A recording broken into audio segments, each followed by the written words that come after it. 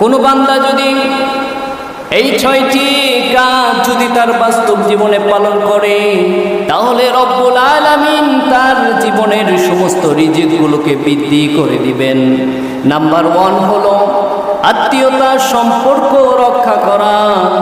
বুখারী শরীফের বর্ণনা, আল্লাহর রাসূল সাল্লাল্লাহু আলাইহি ওয়াসাল্লাম বলেন, যদি কোনো বান্দা চায় তার রিজিকটা বৃদ্ধি হয়ে যায় এবং ওই বান্দা যদি তার চায় তার হায়াতটাও বেড়ে যায়, হায়াতের মধ্যে বরকত হয়ে যায়, তাহলে ওই বান্দা যেন আত্মীয়তার সম্পর্ক রক্ষা করে। শর্ত হচ্ছে 2টা।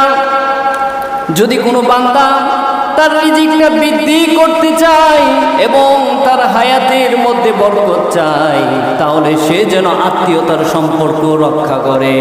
কিন্তু বর্তমান আমরা দেখি